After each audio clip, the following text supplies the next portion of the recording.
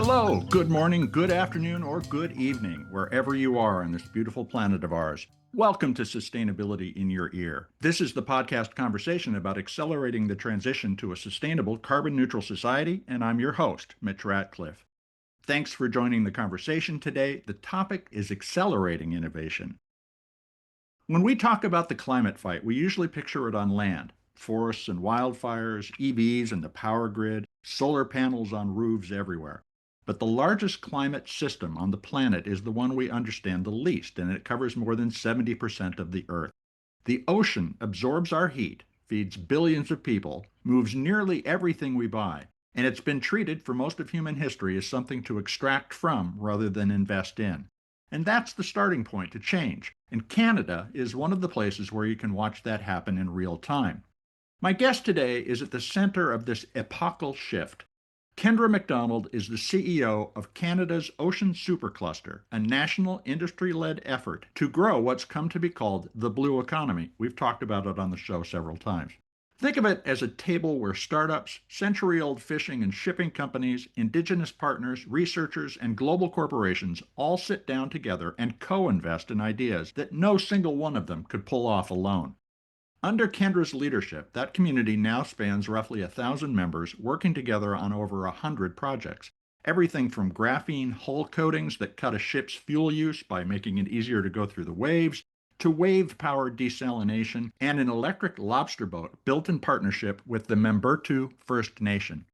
Kendra came to this from 25 years at Deloitte, the global consulting firm, where she last served as Chief Audit Executive. She's been named to her region's top 50 CEO Hall of Fame, and she leads all of this from St. John's, Newfoundland, a relatively remote vantage point she'll tell you is a feature, not a limitation of her job. Her thesis in 7 words: you can go faster alone, but farther together. We're going to test that idea today on collaboration, on who actually captures the value when small companies scale up, and whether the blue economy can grow and stay healthy at the same time, as well as what it takes to lead through a decade of constant disruption. We'll get to the conversation right after this brief commercial break.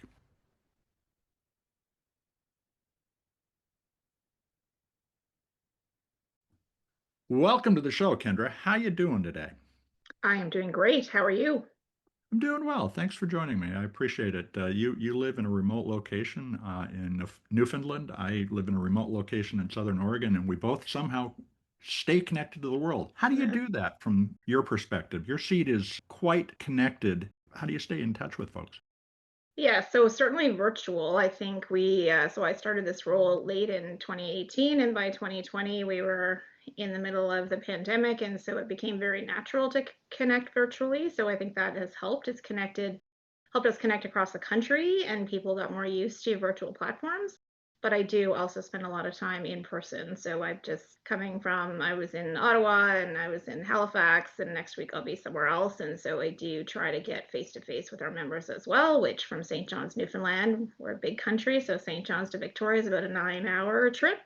So sometimes it's easier to get to Europe than it is to get across the country. But I do spend a lot of time trying to get with our members all over.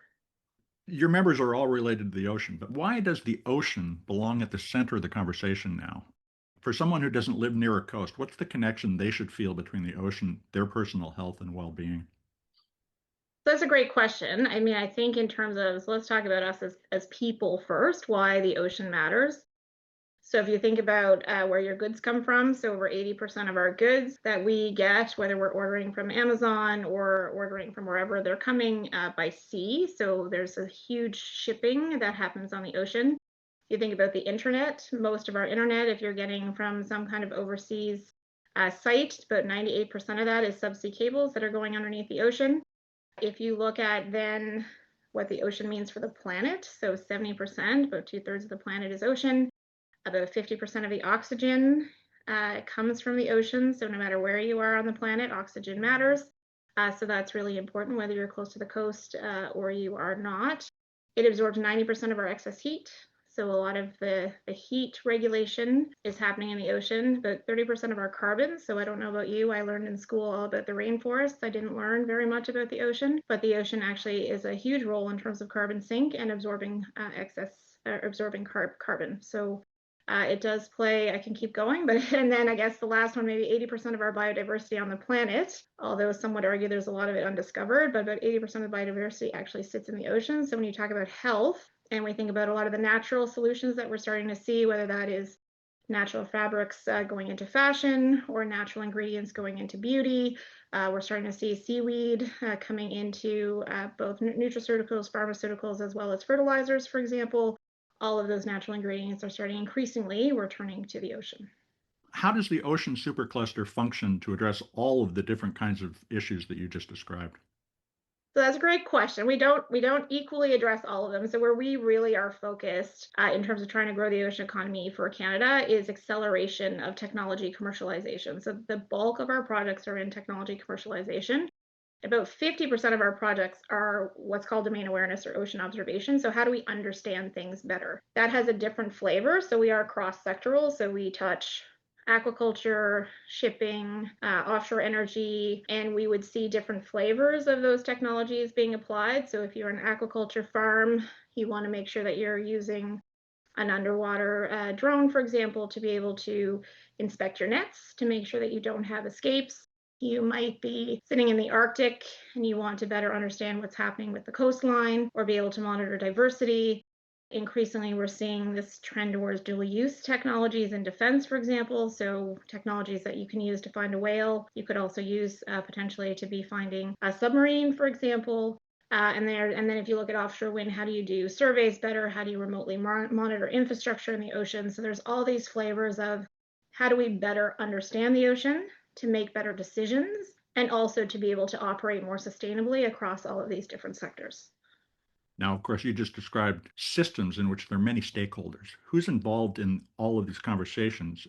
What's the structure of the investments that allows communities to participate? Yeah, so we are a co-investment model. So we need to have at least two companies that are co-investing.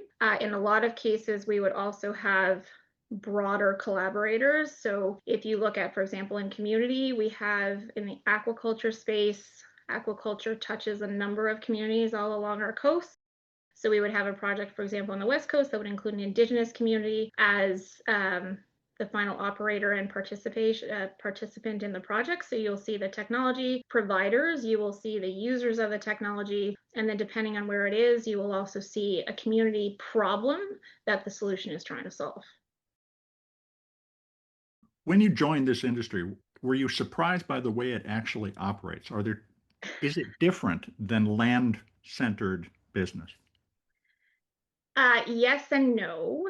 So my background, so I worked with a large consulting firm. I was part of Deloitte.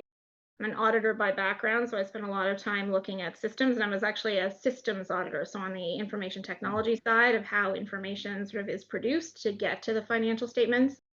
And so I had spent a lot of time in looking at digitalization of industries. You're seeing increasingly digital, whether it's media or transportation, these trends. And so that same trend is coming into ocean, where you're seeing more and more instrumentation to be able to get more information, make better decisions, all the same things that we are trying to do in a number of sectors.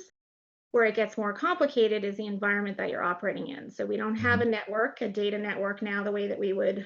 I know there are still remote parts that we don't have as good a bandwidth, but they get much more remote. When you start going on the ocean, you're trying to now put technologies into salty water, high pressure, low visibility.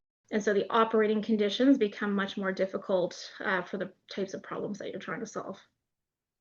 This is a national sovereign wealth fund or a variation thereon. Mhm. Sovereignty is playing a greater and greater role in geopolitics right now. And you've said you can go faster alone, but farther together. How does Canada need to work with the rest of the world in order to really leverage the investments that you're making?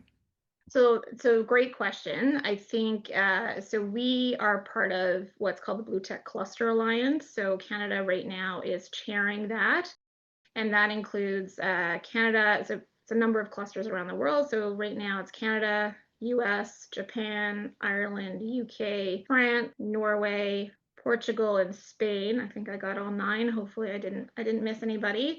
And so we are constantly looking at how do we create conditions so that the companies can engage with each other and work together to be able to solve global problems. Because if you look at the ocean, it's all interconnected. And so decisions that you're making in one country do eventually work through around the entire world. And so for these big challenges that we're trying to solve for, can we work together to be able to move faster? Can we bring more breadth of thinking to a problem? And so I was somewhere the other day and they said, in some cases we're competing, in some cases we're cooperating. And so we're trying to do that at a national scale. And we are also trying to do that at a global scale. So you are seeing more and more focus on what we call in our defense industrial strategy sovereign capabilities. Mm-hmm. And so how do you build the sovereign capabilities, but how do you also work with your partners to be able to learn from each other and be able to go further together? Collaboration like that isn't easy. Where do you find that it becomes more difficult? What are the big challenges you're facing right now? Yes. So collaboration is, I would say, like any other relationship, right? Sometimes it works, sometimes it doesn't. And I would say the devil is in the details. So if you think about, your personal relationships, or for me with my husband, did we spend enough time in advance talking about how we wanted to raise our kids or where we wanted to live or whose career priority, all of those things. So that plays into, now you're probably not signing on for life when you're collaborating at a business level, but you need to spend the time really looking at, is what we're trying to achieve consistent, right? How we incent the teams. Are we going to get to a common outcome? When we collaborate with other governments, for example, you look at political cycles are different. IP sharing, so are we very clear on background IP that we're bringing, foreground IP, how that IP is being shared or held going forward? We are co-funding, so we fund a portion, the companies fund a portion. Are we clear on who is funding what? What happens if it starts going over budget? What happens if we're not achieving the outcomes on the timelines that we intended? What happens if we're not one company is achieving their outcomes but the other one's not? And so it really does require a lot of discussion, and we will see. So we now have over 150 projects. You've got those that come to the table, I would say, with a light touch thinking on their collaboration. You've got others that spend a lot more time thinking through it, and those ones that spend a lot more time thinking through it, not only do they have a better chance of success, we will often see them recognize the benefits. Because I think one of the key benefits of collaboration, we have a lot of small companies working together. They don't have all of the capabilities to do everything. We are in a world that getting some of these capabilities is challenging, especially technical expertise. And so now if you can work with a partner, you can deliver a bigger solution to a broader problem that helps you be able to move faster than you could. I should say get further than you would be able to get on your own.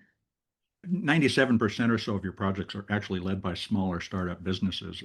How do you keep those small firms from getting swallowed when they sit down at the table with a multinational who might be a partner? Yeah, so I would say, when we first created the Supercluster, that was one of the big concerns, is you would have these collaborations between small and large. And so the small would be at high risk of losing their IP. I would say, so we haven't seen that, partially because we don't have a lot of large companies. So we have a lot of small working with small, so they are more hyper aware of this challenge. But also the model was really designed to allow the companies to choose how they bring their IP in and then how it's shared going forward. A lot of our larger companies, and maybe it's just the nature of the companies that we work with, they're really interested in being first customer or having early access to the data, but they're not necessarily trying to take over the IP of the company in terms of how it's designed. We also do actually have an IP director and some pretty strong guidelines within the program. So that IP director is someone that companies can consult. So to make sure that if they don't have, because a lot of smaller companies don't necessarily have the IP expertise. So how do we help them in thinking through the types of questions they want to be asking? How do we make sure we have an IP chart in every one of our agreements that lays out the background IP and the foreground IP, and then someone that helps the companies to be able to work through that. So it's not perfect, but we haven't actually seen, knock on wood, at this point, a lot of concerns around the IP going to the larger companies. What we do see is we shine a light on these companies and then they get internationally acquired. So that is actually, how do you maintain the benefits to Canada in a program that is Government of Canada funded? in a situation where you're seeing them scale with funding that comes from somewhere else. So would you describe that governance model as templated, applied across all deals, or are each of them negotiated? Is the governance negotiated individually? So I would say there's flexibility within a frame. Mm-hmm. So you have flexibility in terms of how you do the sharing, but everyone has to think through the sharing. Same thing with governance. So we have a steering committee model, and so you can think about who's on that steering committee, and you have some flexibility. And then there is some common reporting. So there is definitely a common structure, and then you have some flexibility within your particular project on how you want to operate with your partners. Earlier, you mentioned that sometimes collaboration doesn't work, and that learning is really important to the progress that the industry can make, even though the individual entity didn't make the success expected. How do you integrate that kind of learning, and what's your tolerance for risk in the context of the lessons you need to learn about such a big topic that we understand so little about? Yeah, so that's a great question. We do a number of member education sessions, and so talking about experience with collaboration is one of those things. Certainly, we spend more time, for example, on collaboration with, for example, Indigenous communities because speed of trust and how you engage is very important for the success of the project. It's important always, but when you get into more complexity around different cultures, we try to do some education and some help and some learnings there. And then I would say our evaluators, now that we're 150 plus projects in, they are getting better at the types of questions to ask. So there is a presentation that is done by the various participants. And so you can ask very pointed questions and get a sense of, are these three individual companies that are giving you a presentation, or are they companies that have actually thought this through together and have, that they're synchronized in terms of their responses, and you can tell that there is sort of some magical sauce that is already being demonstrated in how they work together in that presentation. I think we have the lay of the land, or maybe the better way to put it is the contour of the sea. I want to take a quick commercial break, folks. We're going to be right back to continue the conversation. Welcome back to Sustainability in Your Ear. Let's continue my conversation with Kendra MacDonald. She's CEO of Canada's Ocean Supercluster program, and it's a national industry-led innovation cluster focused on transforming Canada's ocean economy through collaboration, technology, and, importantly, sustainability. Kendra, let's talk about some phrases that listeners should understand. And the first one is sustainable aquaculture, which makes some environmentalists nervous given the history of the industry. What does getting sustainable aquaculture right look like, and how do you hold the line on that? Yeah, so I mean, I think a couple of things that are important to understand around aquaculture. The first is it is already one of the most sustainable sources of animal protein in the world when you compare it to land-based agriculture, for example. Hmm. And the second is that it has already tipped. So that if you look at since 2022, we actually get more of our fish coming out of aquaculture than coming out of wild fishery. So we are predominantly aquaculture around the world. And then the third one, and the World Bank, I think, just came out with this recently, is we're expecting to see possibly up to 22 million new jobs by 2050 in aquaculture. So it continues to be the fastest growing source of protein. And so I think when you look at now, having said that, agriculture has been around much longer and so has developed maybe more sustainability practices. Aquaculture is trying really hard to catch up really quickly. And so we need to make sure, and any of the aquaculture farmers I talk to recognize they want to make sure that it is sustainable. And so you are seeing a lot of technology solutions that are being brought to make sure that it is doing more good than harm, whether that is genomics, for example. We have a project on the West Coast that is looking at how do you look at genomics data to be able to improve animal health. We have a project that is looking at alternative sources of food. So how do you create a different food out of methanol in terms of an input to be able to, because fish feed is part of the big footprint of aquaculture. How do you reduce the die-offs, which is another big risk? How do you be able to manage? And again, that's tied to environment. So now you're seeing, a change. The waters are heating. There may be heating of waters that happens really quickly, and then you end up with a die-off. So how do you manage the cages? How do you manage the the environmental monitoring and tracking to be able to reduce that risk. So it is already a sustainable source of food. We need to do much better in terms of, or continue on that journey as fast as we can to make sure that the aquaculture farms are minimizing their input. So it is definitely a concern, continuing to monitor it, but I think there's been a lot of progress made and will continue to be made. We've had a few folks who work in the area on the show, and of course, it remains controversial as to whether or not we're recreating the concentrated animal feeding operations that we have on land in the sea. The next phrase that I want to ask you about is the blue economy, and that can sound to a lot of people like a license to industrialize the ocean. How do you think in terms of keeping growth and protection from becoming a zero-sum trade-off in the projects that you fund? So that's a great question. So just as we launched in 2018, the high-level panel on sustainability for the ocean that at that time had 18 countries. Anyway, it continues to increase in terms of the number of countries that are involved. And they really talked about production, and prosperity as interlinked.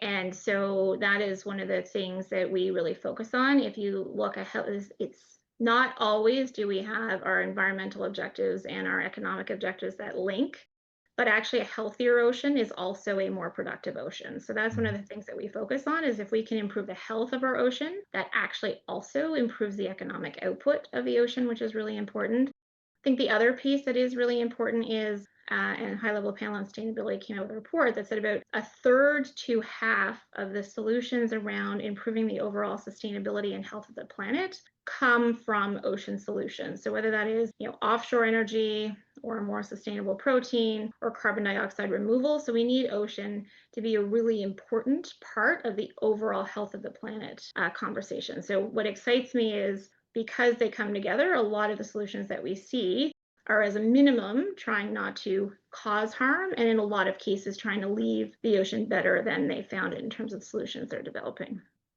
We touched on sovereignty in the first segment, and I want to ask about this in the context of the fact that most of the ocean is not owned by anybody. It isn't claimed by anybody.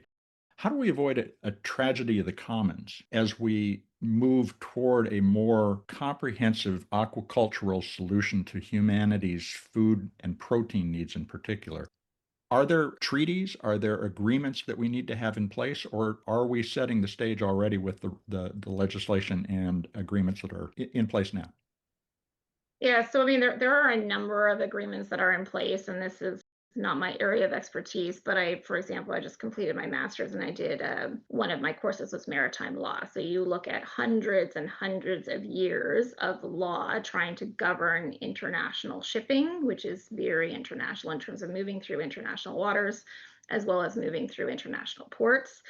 You are seeing it now. So in January, they approved the United Nations. So a lot of the agreements need to be agreed to, obviously, by multiple countries. And so the biodiversity beyond national jurisdiction was approved. So how do we manage and protect biodiversity in our common waters?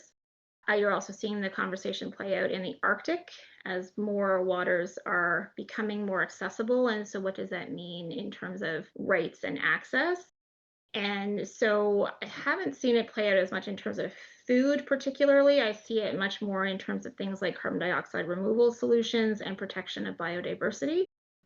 But how we use those waters as they become more accessible, as we have more technology, as we have more instrumentation, and how we work together is really important. And it does require international agreement. And so how do we get, especially in this moment in time that we're in, how do we get the international alignment that we need to protect our ocean and manage what happens in the deep ocean at the same time as we have a shift in the geopolitical environment?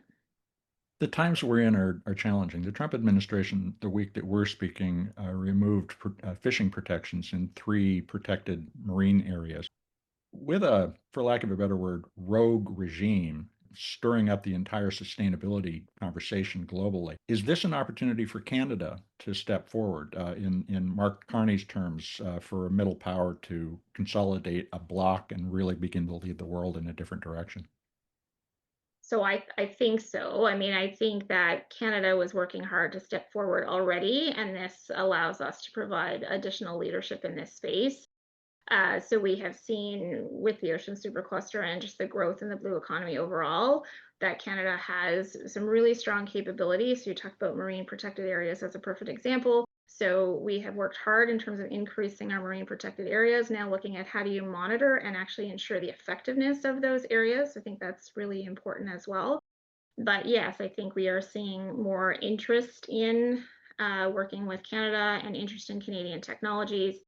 I used to say, internationally, no one's really paying attention to what's going on in Canada. I think that has changed in terms of what we are seeing. And so there is an interest. I think the US is still an important part of the Canadian conversation. They are an important neighbor, they are an important market. But I do think that Canada has a strong we're seeing the whole climate conversation moving, but we have a strong reputation for clean tech. And I think clean tech and ocean tech very much align. And so there's an opportunity to lead a broader conversation around the world. Is more capital flowing to Canada now that the United States is a place that international investors are treading more carefully? That's a great question. Certainly, the flow of capital is a huge focus for us and continues to be a challenge for our company. So I think on the one hand, there is more interest. On the other hand, you are seeing a slowdown in sort of access to capital overall. You're Hmm. seeing a change in some of those models. And you're seeing certainly in sustainable solutions in some of these big areas, the whole blue finance conversation is really accelerating. So the Sustainable Development Goal 14, which is life underwater, 13. Anyway, the one that's life underwater. I should know the number that I say it over and over again, but that is the least funded of the Sustainable Development Goals. And so there is a tremendous focus on being able to increase the creativity of financial models, but that hurts my accountant heart to say creativity, but trying to find better ways to bring philanthropic dollars and the capital markets together to be able to fund some of these solutions. So that is a beyond Canada challenge. Capital continues to be a challenge. How do we help our companies scale in Canada? We don't have the funds focused on the blue economy the way that you are seeing them now and emerge in a number of the countries, certainly in Europe, for example, but more broadly, a bigger push to be able to get more investors to be focused on the blue economy opportunities, but also challenges. When I was doing some of the reading to get ready for this conversation, I noticed that you said that the shipping sector's decarbonization efforts are not as slow as they used to be, which is sort of faint praise. What's actually changed, and how do you see Canada leading that movement versus being one of the followers? Or is being an important follower more important? Yeah, so I mean, I think we are not as big a player in the international shipping space, but what is driving that is international regulation. So you have seen a bit of a slowdown in terms of the push to decarbonization, but the International Maritime Organization is really pushing for decarbonization. You are also seeing the bigger companies as they're focused on their supply chain and decarbonizing throughout their supply chain, that also puts a push on the shipping companies in terms of dealing with decarbonization. You are also seeing an acceleration of some of the solutions that are being developed to be able to help because it's considered a hard to abate industry. The alternative fuels conversation continues to move forward. So you are seeing this focus in the short term on how do you improve operational effectiveness. So something like better prediction of weather. If you can change the route just a little bit, you can actually save on diesel, and that obviously helps with emissions. We have a project in ports that is actually looking at how do you park the boats more effectively in the ports to be able to reduce emissions. How do you move the cargo around more efficiently to be able to reduce emissions? So there's an operational effectiveness piece, but then there is this broader agenda of how do you get alternative fuels that are significantly less emissions. We've been talking in various ways about systems throughout this conversation, and you've made a lot of comments about women's leadership and also the AI readiness gap, which, if we can solve it, will allow us to see into those systems much more deeply than we do now. What are you seeing in those areas? And what would you say to a female leader who is hesitating at the edge of a hard decision right now, where they don't necessarily feel like they have the data, or that they feel like they have the data, but not the commitment of a group of stakeholders? What's your advice? Yeah, so I would say dig in and try it. So I wouldn't necessarily say that for the the big ticket item to start with. So ideally, you are trying to do some testing and things before you get to that item. But adoption is a huge challenge when it comes to AI, and I can speak to that certainly from a Canadian perspective because Canada is leaders. We are leaders in AI research, and yet we are slow, much slower to adopt the technology. Now, that's not just an AI problem. We see that in a lot of technologies that Canada has developed that they're slow to adopt. But we know that AI is fundamentally changing or going to fundamentally change the way that businesses operate. I think we're in an interesting moment in time where companies are looking and saying, well, I'm not sure I'm getting the value of the spend. I'm not sure that we're actually measuring the productivity savings. I'm doing pilots, but I don't necessarily have enterprise-wide impact. And so if you as a leader, as a female leader, can really cut through the noise, continue to experiment, and really try to reinvent. I heard a futurist speak the other day and said, used a comic strip to reinvent what the world could look like. So how do you fundamentally reinvent what the world could look like and then start experimenting to be able to get there? But I think the key thing is I shouldn't say no one is experts. We don't have a lot of experts. We're all learning through this journey together. So make sure that you stay on the learning journey and don't just stay on the side waiting for it to all play itself out, because then you will be too far behind. Do you feel like AI is a key to unlocking the major challenges that we face, or is the jury still out? I think in my experience, you talked about the internet. In my experience with technology, it is less about the technology and it's more about being able to articulate the challenges. I think what AI allows is a very powerful technology that can tackle these challenges maybe in a way that other technologies previously couldn't. I mean, I went through the blockchain cryptocurrency when that was happening. The internet, when it came in, it was going to fundamentally change businesses. I think the hard part is actually defining the problem. And so I think if you can better define the problem, I don't think it's just about the technology. I actually think it's about the business models. It is about the overall systems and processes that surround. If we focus only on the technology, and I think that's the moment that we're in, as companies are trying to find their AI strategy. Well, it's not. It's a business strategy that's enabled by AI. You might not need an agentic AI. You might just need a much more powerful database and analytics tool that doesn't take you right out on the edge of the technology, but would be much more efficient in solving your problem. And so that's the trick, is stepping back and saying, what is the problem we're trying to solve globally? What are the problems that we're trying to solve? And then how do we bring these much more powerful tools to be able to solve that problem in a different way? What does Canada's ocean economy look like in 2035 if things go the way that you would like them to go? And what's different? What does it mean for the rest of the world, not just for Canada? That's a great question. So we've actually set ourselves an ambition 2035, which is 5 times growth. So Canada has the longest coastline in the world, and we have the fourth largest ocean territory, but we don't even contribute world average percentage to our GDP. So we are definitely under scale. And so we're working very, very hard to be able to grow our ocean economy. And so I think if we do that, although if we grow it by 5 times, it's still a relatively small percentage of the $3 trillion US dollar economy that's expected by 2030. And in fact, even bigger. They've got now projections out to 2050.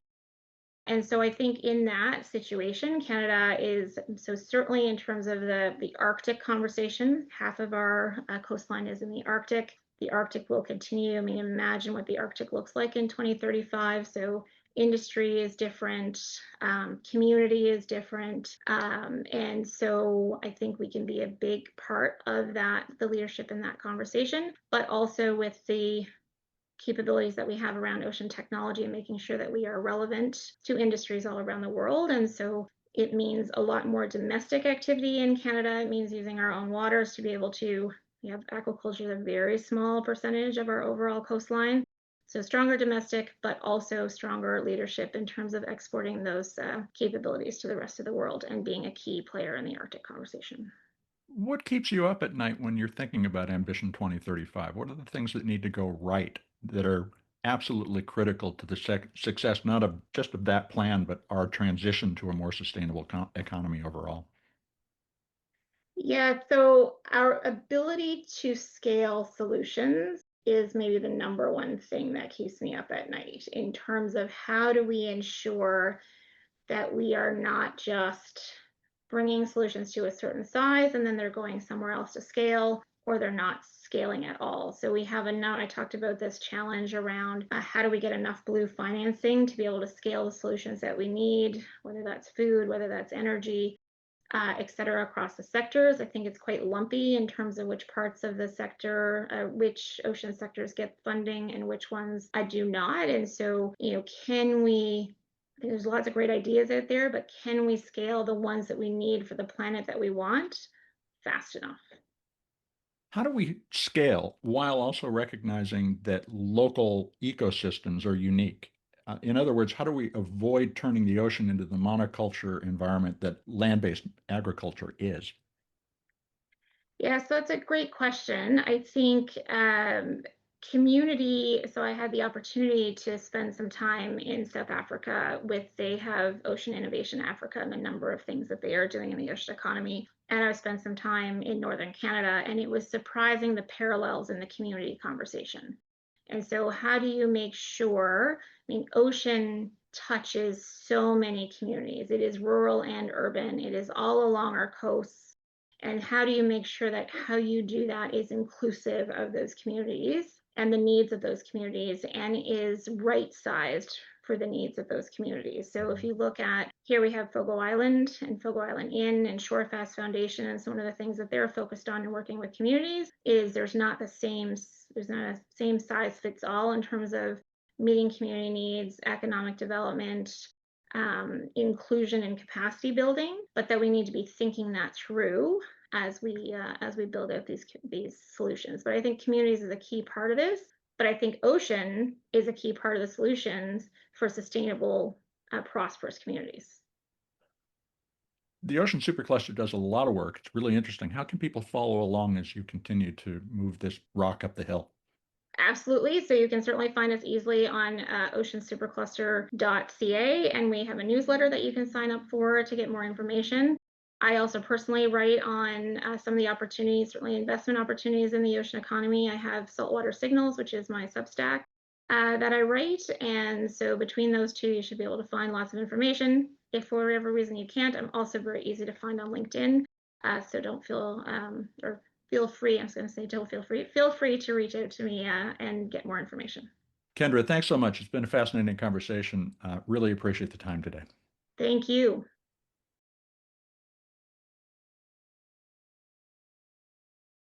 Welcome back to Sustainability in Your Ear. You've been listening to my conversation with Kendra MacDonald. She's CEO of Canada's Ocean Supercluster, a national industry-led effort to grow the blue economy by getting startups, century-old fishing and shipping firms, indigenous partners, researchers, and global corporations to co-invest in projects. You can learn more about the Supercluster's roughly 1,000 members and 150 plus projects at oceansupercluster.ca. Ocean Supercluster is all one word, no space, no dash, oceansupercluster.ca. And Kendra writes about ocean economy investments on her Substack, which is called Saltwater Signals. The ocean covers more than 70% of the planet, produces about half the oxygen we breathe, and absorbs something like 90% of the excess heat and a third of the carbon that we put into the atmosphere. We've spent most of human history treating the ocean as a place to extract from rather than to invest in or to preserve. And frankly, it was a pretty big thing, and we were overawed by it. But now we have a better understanding of how the systems work. Kendra's model is a wager that the way to change that is structural, not inspirational. You can go faster alone, she says, but farther together. And the interesting part is what together actually requires. And that's where I want to spend these few minutes.